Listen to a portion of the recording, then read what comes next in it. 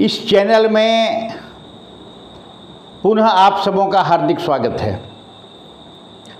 Set theory की कक्षा चल रही है।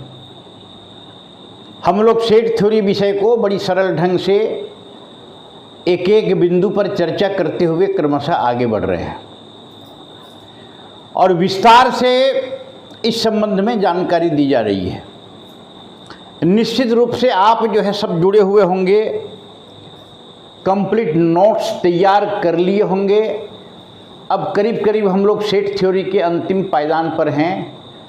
आज हम बहुत ही इम्पोर्टेंट थ्योरम आपके समक्ष में पढ़ाने जा रहे हैं। ये डिमॉर्गन्स लॉ, इसको हम लोग कहेंगे डिमॉर्गन्स लॉ या फिर डिमॉर्गन्स थ्योरम, जो कहना हो दोनों एक ही चीज़ है।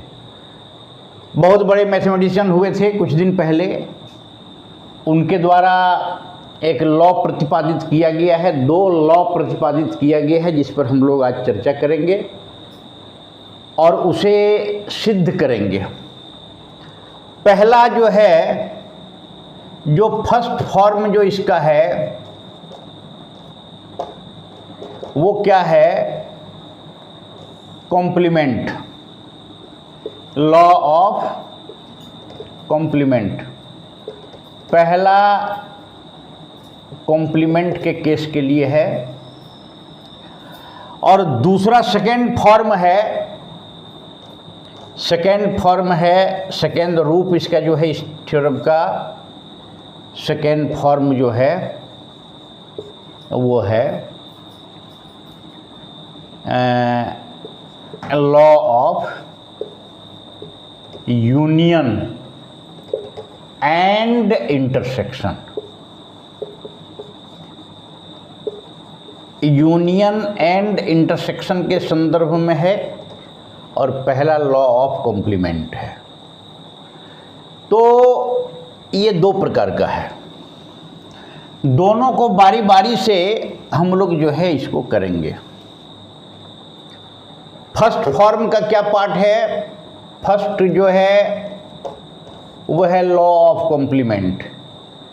लॉ ऑफ कॉम्प्लीमेंट में A union B dash equal to A dash intersection B dash.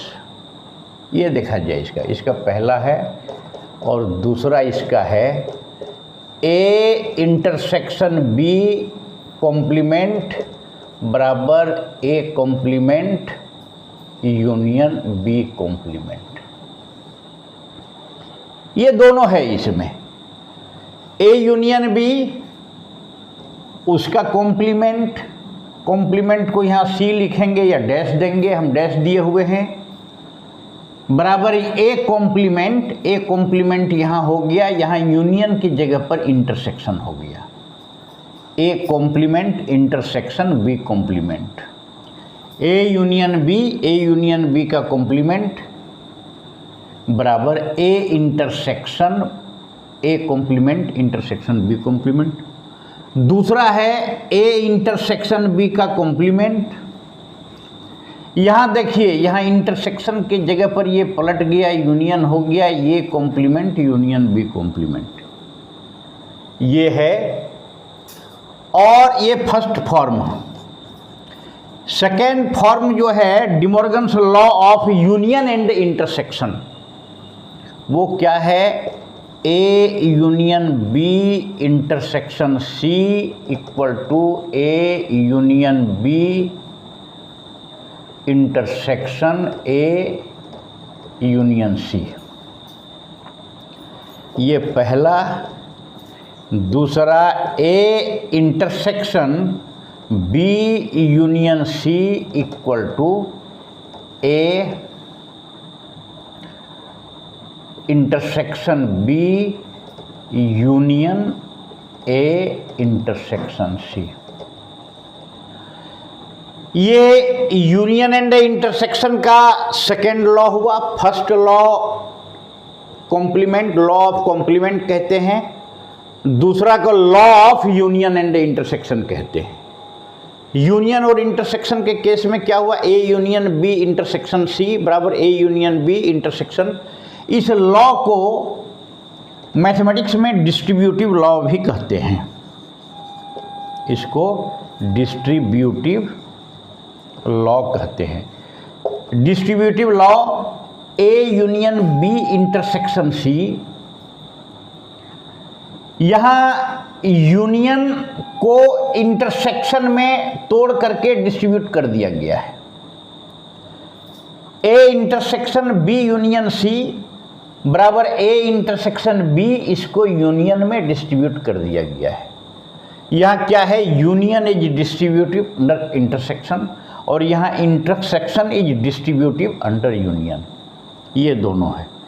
जैसे हम लोग 4 3 जोड़ 5 4 इंटू 3 प्लस 5, इसको हम लोग कैसे लिखते हैं, 4 इंटू 3 प्लस 4 इंटू 5। ए इंटू एक्स प्लस वाई बराबर ए एक्स जोड़ ए वाई। ये डिस्ट्रीब्यूशन एक्स प्लस वाई को 2 पार्ट में डिस्ट्रीब्यूट कर दिए। यहाँ ए इंटू एक्स प्लस वाई को ए इंटू एक्स और ए इंटू वाई में डिस्ट्रीब्यूट हम लोग कर दिए। तो यही डिमॉर्गन्स लॉ है। कॉम्प्लीमेंट के केस में ए यूनियन बी इंटर ए और यूनियन इंटरसेक्शन के केस में ये। अब हम इसको क्या करेंगे, बारी बारी से सिद्ध करेंगे और सिद्ध करते हुए वेन डायग्राम के माध्यम से इसको सिद्ध करने का प्रयास करेंगे। अब देखिए, पहला 2 सेट इक्वल है, A इक्वल टू बी। कब इक्वल होगा, जब A is the subset of B और B is the subset of A, implies that A equal to B। ये हम लोग सबसेट के केस में पढ़ चुके हैं। और equality of 2 sets through subsets में भी हम लोग देखे हैं। A is the subset of B, मतलब every elements of A belongs to B। B is the subset of A, मतलब every elements of B belongs to A, which implies that A equal to B। A equal to B ये जो है होगा, A equal to B होगा, तभी ये संभव होगा। ये हम लोग पढ़ चुके हैं। यहाँ हम लोग इसको सिद्ध करेंगे, A union B complement is the subset of A intersection A complement intersection B complement. मतलब A union B complement is the subset of A intersection B, A complement intersection B complement. Second part में हम लोग दिखाएंगे A complement intersection B complement is the subset of A union B complement from first and second A union B dash equal to A dash intersection B dash। ये इसका subset है, माने every elements of X belongs to A और every elements of X in A intersection A complement intersection B intersection बराबर ये। इसका प्रत्येक element इसमें है, इसका प्रत्येक एलिमेंट इसका है। इसको करिए, late X be an arbitrary element in A union B का कॉम्प्लीमेंट। इसका एक X जो है आर्बिट्रेरी एलिमेंट हम लोग लिए, कोई भी एलिमेंट स्वतंत्र एलिमेंट्स लिए, देन क्या होगा, X belongs to A union B dashed. X इसका एलिमेंट होगा, इसका मतलब क्या हुआ, X does not belongs to A union B। A union B के कॉम्प्लीमेंट में यदि X है तो निश्चित रूप से A यूनियन B में वो नहीं है।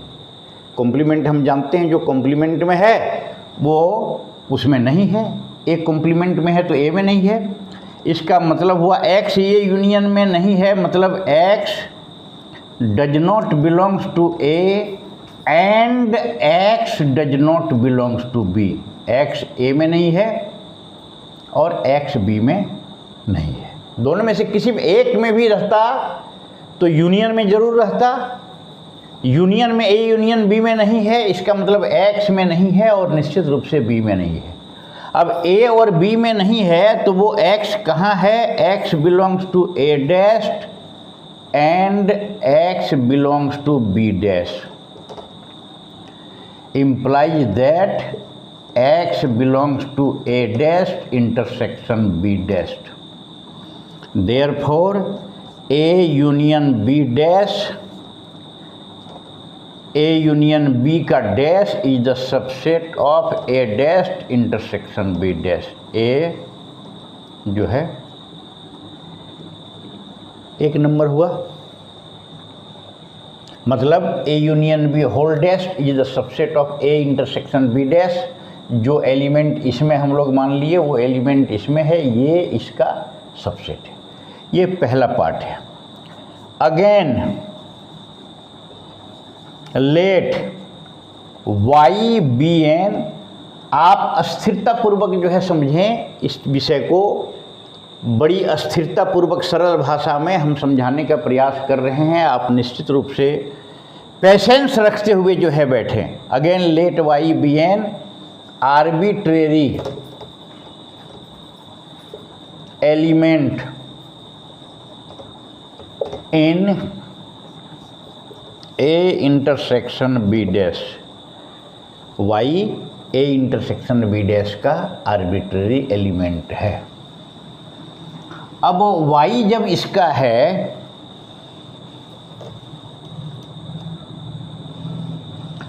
आगे देखिए, y जब इसका एलिमेंट है, देयरफॉर आर्बिट्रेरी एलिमेंट है, then y belongs to A dashed intersection B dashed होगा। इसका मतलब होगा y belongs to A dashed and y belongs to B dashed. y A dashed में है और y बी डैश्ड में है। इसका मतलब हुआ y does not belongs to A and y does not belongs to B. y set A में नहीं है, y बी में नहीं है। इसका मतलब हुआ y does not belongs to A union B. A B किसी में नहीं है तो ए यूनियन बी में है। इसका मतलब y belongs to A union B dashed. Therefore A dashed intersection B dashed is the subset of A union B का होल डैश्ड। ये हो गया second. From first and second, from first and second A intersection, from first and second क्या हो गया? First और second दोनों में A union B dashed equal to A dashed intersection B dashed. ये हुआ, ये पहला पार्ट हो गया। पहला पार्ट क्या हुआ? A union B whole dashed बराबर A dash intersection B dash. इसी का सेकेंड पार्ट क्या है? ए इंटरसेक्शन बी डैश बराबर ए डैश्ड यूनियन बी डैश। अब ले करके चलिए, लेट इसको हम लोग सिद्ध करेंगे। ऊपर वाला ये सिद्ध हो गया, अब इसको सिद्ध करेंगे। Let x be an arbitrary element, x be an arbitrary element in A intersection B dashed. X be an arbitrary element in इतना। Then x belongs to A intersection B dashed implies that x does not belongs to a intersection b। Complement A intersection B के complement में है x, तो निश्चित रूप से ए intersection B में नहीं होगा। अब इसमें जब नहीं है तो इसका मतलब क्या होगा? इसका मतलब होगा कि एक्स ए इंटरसेक्शन में नहीं है, मतलब एक्स ए में नहीं है एंड एक्स बी में नहीं है।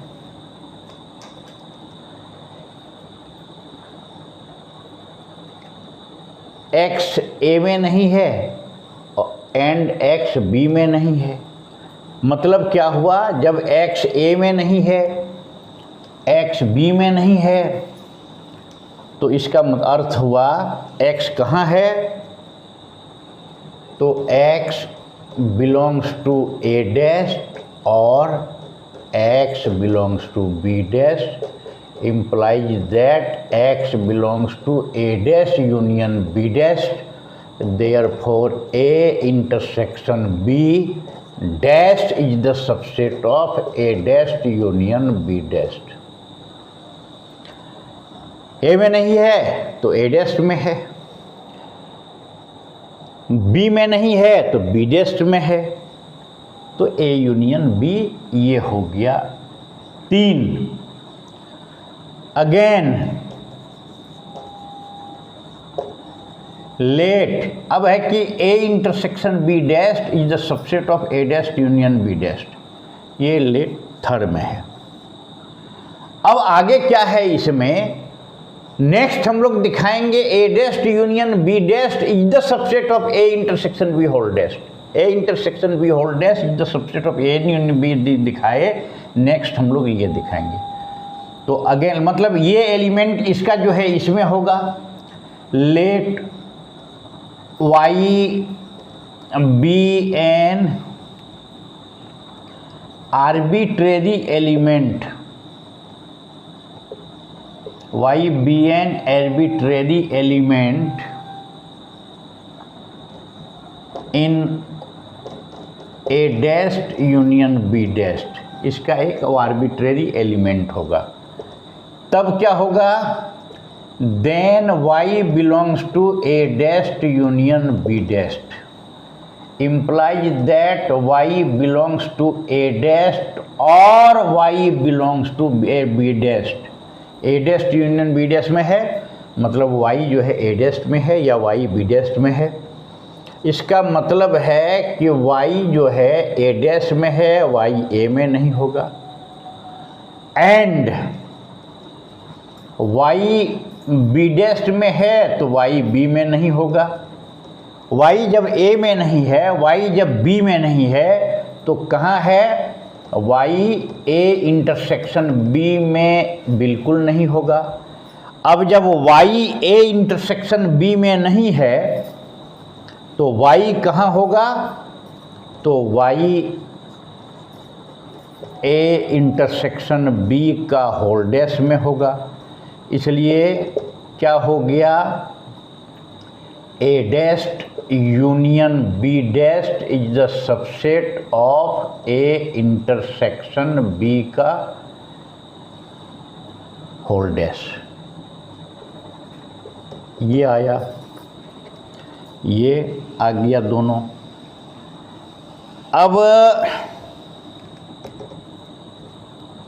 अब इसको देखिए, फ्रॉम थर्ड एंड फोर्थ क्या हो गया? A intersection B dashed equal to A dashed union B dashed, ये प्रूफ हो गया। तो ये दोनों जो है प्रूफ हो गया। अब दोनों प्रूफ के बाद में ये थ्योरम जो है ये दोनों जो है सिद्ध हो गया। ये जनरल सबसेट को आधार मान करके A is the subset of B, B is the subset of A, इस प्रकार का दोनों थ्योरम प्रूफ कर दिए। क्या हो गया? A union B dash equal to A dash intersection B dash, दूसरा A dash intersection B dash equal to A dash union B dash. ये अभी हम लोग सिद्ध किए। वेन डायग्राम के माध्यम से इसको चूंकि हम दिखाना चाहते हैं, proofed by Venn diagram. Venn diagram, Venn diagram में कैसे हम लोग इसको दिखाएंगे? तो वेन डायग्राम में दिखाने के लिए क्या करना पड़ेगा? वेन डायग्राम में इसको दिखाने के लिए जो है इसको क्या करना पड़ेगा, ले करके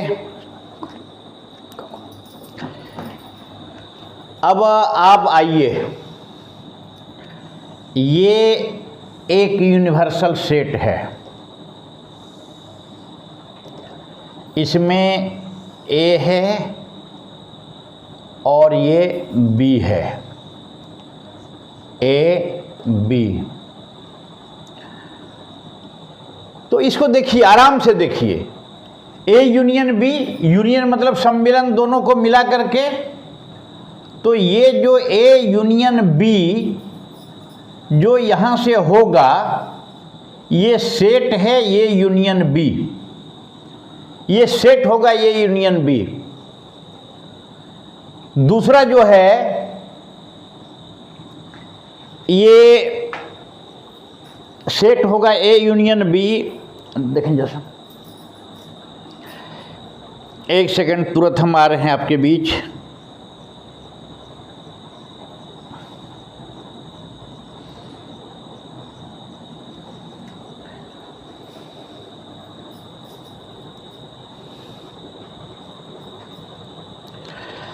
अब ये हो गया A यूनियन B। अब इस चीज को देखा जाए, ये यूनिवर्सल सेट है। अब एक ये है, एक B है, और ये हो गया A यूनियन B। तो A यूनियन B हुआ, तो इसका कॉम्प्लीमेंट क्या होगा? तो शेष होगा इसका कॉम्प्लीमेंट। ये देख लीजिए, जो शेष पार्ट जो है यूनिवर्सल सेट का, यूनिवर्सल सेट में ये A यूनियन B को जो हम हटा देंगे, तो ये शेष पार्ट हो जाएगा A जो है कॉम्प्लीमेंट। ये हो गया E union B whole dashed. अब आइए इसको एक यूनिवर्सल सेट लिए, इसमें सेट A ले लिए, इसमें सेट B ले लिए।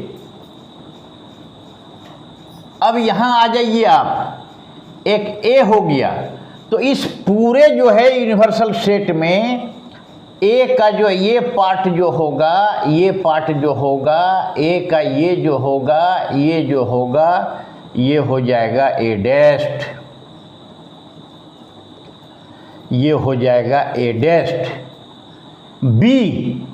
B का ये ले करके जो है, ये जो पार्ट हो जाएगा पूरा, ये B देख लीजिए, ये B यहाँ है, यहाँ छोड़ करके शेष जो पूरा पार्ट हो जाएगा, वो पूरा पार्ट हो जाएगा B डैश्ड। अब है कि ये तो B डैश्ड हो गया,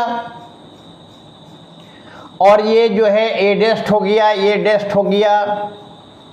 अब इसी प्रकार का जो है यहाँ जैसे A यूनियन B का होल डैश्ड हम लोग निकाल लिए, ये पार्ट छोड़ करके, तो A डैश्ड में क्या होगा? A डैश्ड में ये छोड़ करके जो है ये पूरा पार्ट जो है आ जाएगा। B डैश्ड में क्या होगा? ये पार्ट छोड़ करके ये पूरा पार्ट आ जाएगा।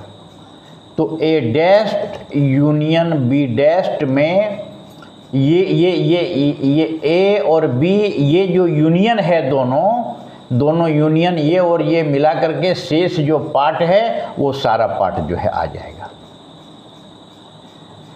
A union B whole dashed में ये एक यूनियन का छोड़ करके जो से पार्ट, यहाँ भी छोड़ करके से पार्ट, इसलिए A union B whole dashed बराबर A डैश्ड। एक मिनट, ये A union B whole dashed बराबर ये A dashed union B dashed नहीं होगा, सॉरी, ये हो जाएगा A dash intersection B dash. ये हो गया इतना। अब इसी प्रकार का जो है हम निकाल लेंगे। हम हालांकि एक एक चीज को बतला दे रहे हैं। नेक्स्ट देखिए, इसको करना है A intersection B whole dash. ये देखिए एकदम आसान है। इसको ये वेन डायग्राम में ये यूनिवर्सल सेट है, ये सेट ए, ये सेट बी, ये सेट जो होगा इसको हम लोग कहेंगे ए इंटरसेक्शन बी। अब ए इंटरसेक्शन बी का जो ए इंटरसेक्शन बी का जो डैश होगा, तो इतना छोड़ करके ये जो पार्ट होगा पूरा, ये पूरा जो पार्ट हो जाएगा, ये पूरा जो पार्ट होगा, इस पार्ट को छोड़ करके ये जो पूरा होगा, ये पूरा पार्ट हो जाएगा ए इंटरसेक्शन बी का डैश।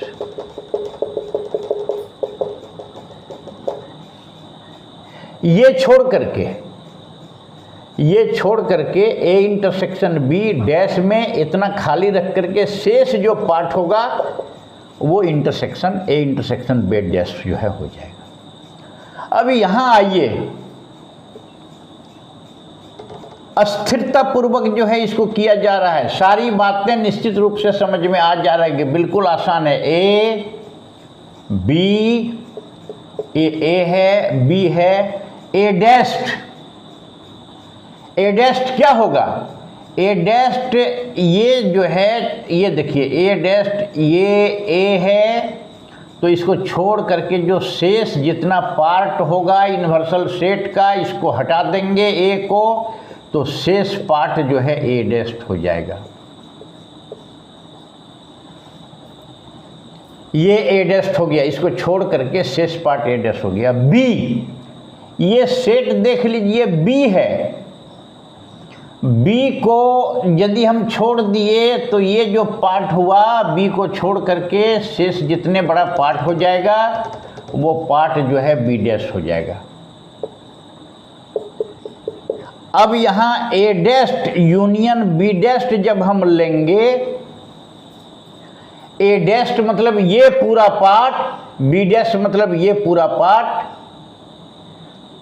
तो इसका जब यूनियन दोनों का लेंगे तो ये जो है आ जाएगा, पूरा ये एरिया जो है आ जाएगा। ये छोड़ करके, ये पार्ट छोड़ करके, यहाँ जैसे हम लोग ऐसे लिए तो इसका सब पार्ट आ गया यहाँ से। यहाँ जैसे हम लोग ये बी लिए, बी का सब पार्ट आ गया, ये एरिया जो है छूट गया।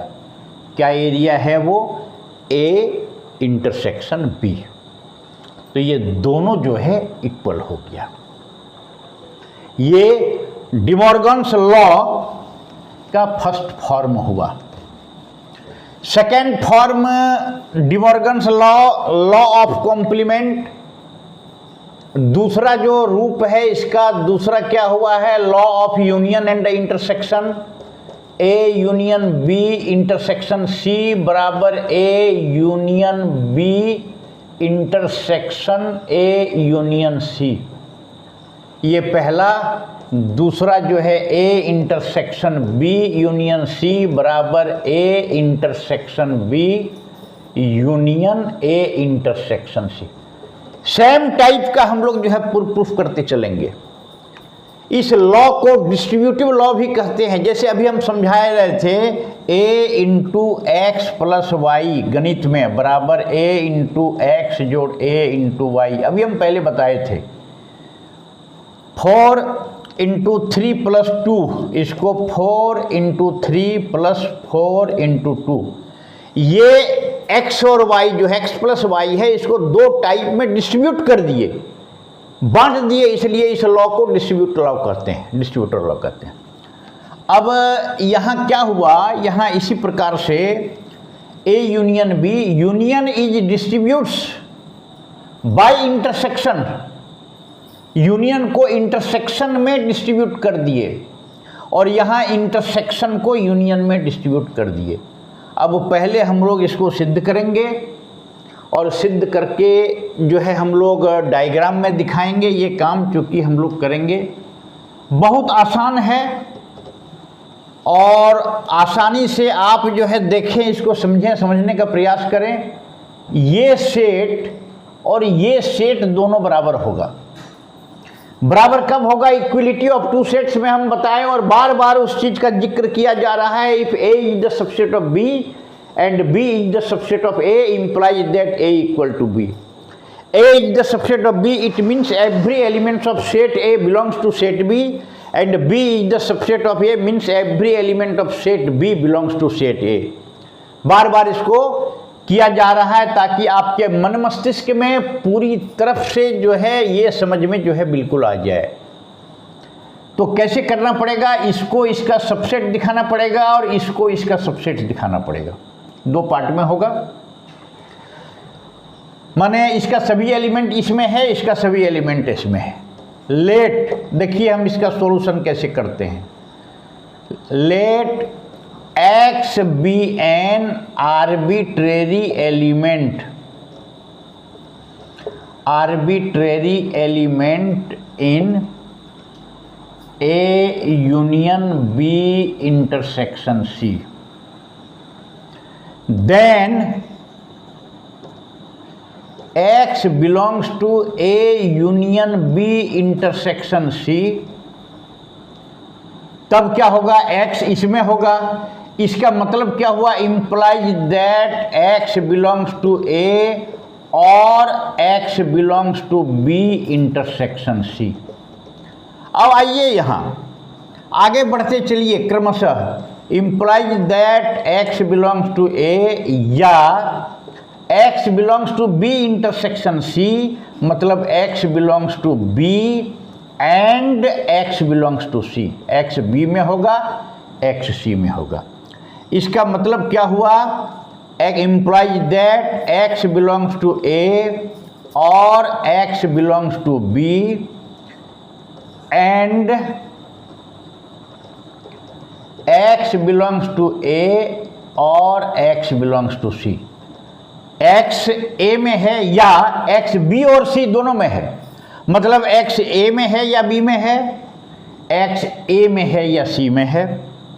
implies that X belongs to A union B and X belongs to A union C।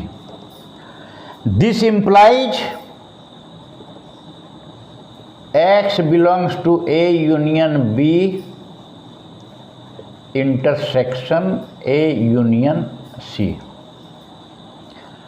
X हम लोग दिखाएंगे A union B intersection C में है और वो X इसमें आ गया। Therefore A union B intersection C is the subset of A union B intersection A union C। एक हुआ ए हुआ। अब क्या हुआ?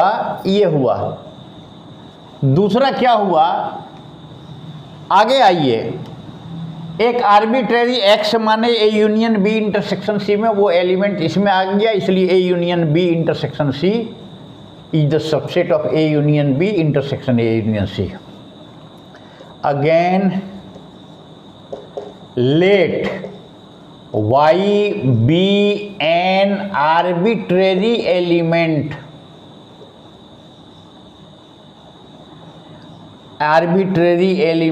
in A union B intersection A union C, then y belongs to A union B intersection A union C। Y इसमें होगा। implies that Y belongs to A union B and Y belongs to A union C। Y A union B में होगा और Y A union C में होगा। अब y चूंकि A union B में है, मतलब y बिलोंग्स टू A और y belongs to B and y belongs to A और y बिलोंग्स टू C। अब देखिए y a में या b में होगा और y a या c में होगा, implies that y belongs to a, है ना, और y belongs to b intersection c। b और c में दोनों में है, y बिलोंग्स टू इतना। The implies that y belongs to a union b intersection c। Therefore a union b intersection A union C is the subset of A union B intersection C। ये हो गया तीसरा, नहीं ये हो गया चौथा। फ्रॉम, नहीं ये दूसरा हो गया, वो पहला हो गया, ये दूसरा हो गया। From first and second we have A union B intersection C equal to A union B intersection A union C। Proof हो गया। ये एक सिद्ध हम जो है इसको कर दिए। नेक्स्ट भी इसी प्रकार का जो है सिद्ध होगा। आप स्वयं भी कर सकते हैं या हम कर सकते हैं। आप एसेंशियली इसको जो है देखें, A union B intersection C बराबर इतना, इसलिए A intersection B union C बराबर A intersection B union A intersection C. A intersection B union C बराबर A intersection B union A intersection C. Solution इसका देखिए उसी प्रकार का जैसे हम लोग करते आ रहे हैं, पूर्व का जो हम लोग करते आ रहे हैं, ये इसका सबसेट, ये इसका subset. Let x be an arbitrary element, X be an arbitrary element in A intersection B union C, then X belongs to A union B intersection C। X A union, एक minute यहाँ उल्टा हो गया, पहले वाला हो गया। यहाँ X belongs to A intersection B union C. अब which implies that X belongs to A and X belongs to B union C, implies that X belongs to A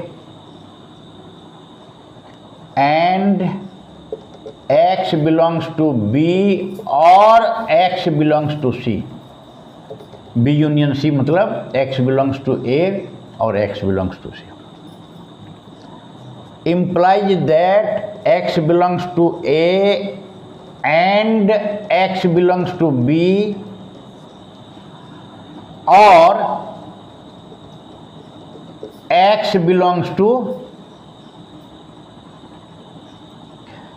A and X belongs to A and X belongs to C। Implies that X belongs to A intersection B or X belongs to A intersection C, which implies that X belongs to A intersection इतना union A intersection C। Therefore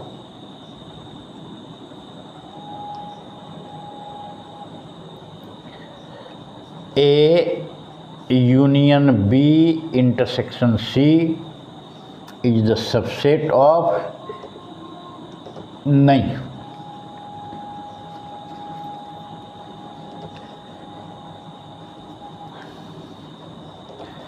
A intersection B union C is the subset of A intersection B union A intersection C. ये हो गया पहला part, मैंने third, तीसरा number, ये number 3।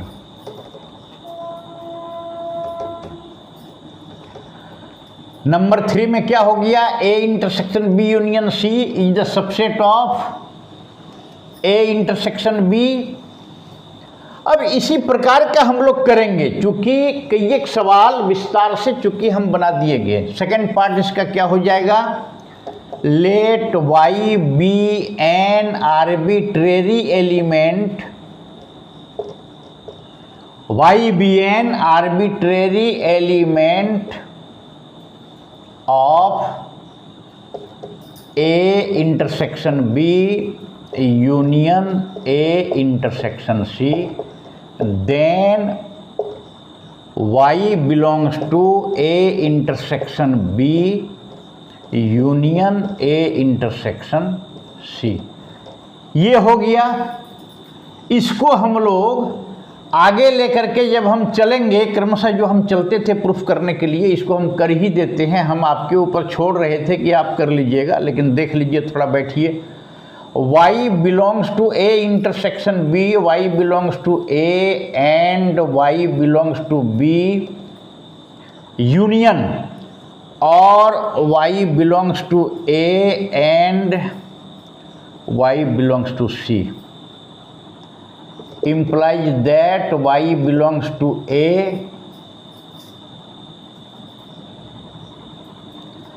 and y belongs to b और y belongs to c। मतलब which implies क्या हो गया, y belongs to a intersection b union c, therefore a intersection b union a intersection c is the subset of a union b, a यहाँ भी गलती हो गया, is the subset of A intersection B union C. ये fourth. From third and fourth we have A intersection B union C बराबर A intersection B union A intersection C. ये proof, ये सिद्ध हो गया। अब इसको हम थोड़ा सा डायग्राम में जो है दिखाना चाहते हैं, उसको देख लीजिए। डायग्राम में फर्स्ट देखा जाए, A union B intersection C बराबर A union B intersection A union C. A union B, इसको डायग्राम में देखिए। आइए, ये है यूनिवर्सल सेट,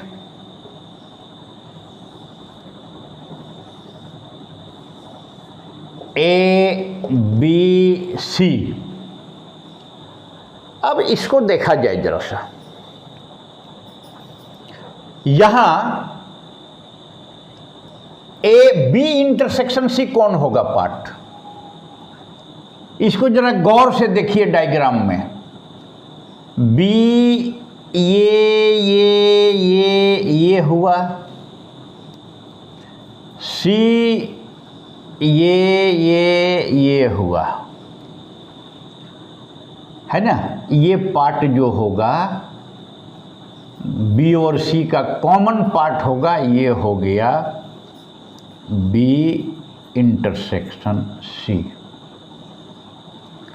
बी ए सी लिख दिए, बी इंटरसेक्शन सी ये आ गया, ये आ गया बी इंटरसेक्शन सी। ये देखिए फिगर 1। अब दूसरा फिगर में देखिए, तो यहां यदि हम लोग देखें, ए बी सी, ए बी सी ये यूनिवर्सल पार्ट।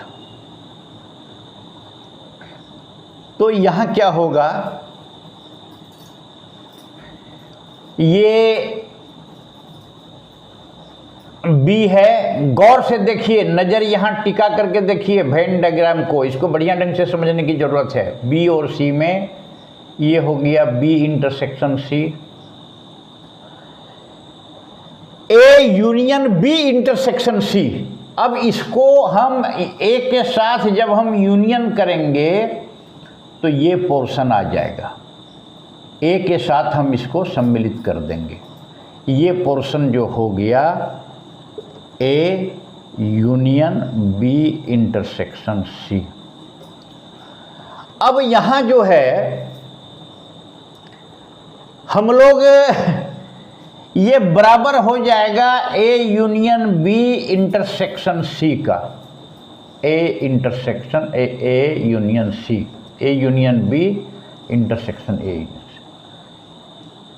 अलग से जब हम लोग निकालेंगे, या इसी को समझ लीजिए, ये A B, A union B में ये जो है पूरा आ गया, ए यूनियन सी में ये जो है पूरा आ गया, और दोनों का जब इस पूरा का जो है जब हम इंटरसेक्शन निकालेंगे तो ये जो कॉमन पार्ट होगा ये पार्ट ही जो है आएगा मिला जुला करके। इसलिए इसको इस प्रकार से जो है किया गया है। दूसरा ये डायग्राम हो गया A union B intersection C. अब यहाँ A intersection B union C, आइए बिल्कुल आसान है, लेकिन चूंकि प्रैक्टिस करके देख लिया जाए। A B C, A B C, B union C, मतलब ये पार्ट, ये पूरा बी में देख लीजिए, बी में ये आ गया पूरा पार्ट, और सी में जो है ये आ गया पूरा पार्ट। तो बी यूनियन सी मतलब ये सब आ जाएगा पूरा। अब इसका जब बी यूनियन सी ये हो गया, अब मान लीजिए कि ये बी यूनियन सी हो गया, ठीक है। इसको अब यहां देखिए,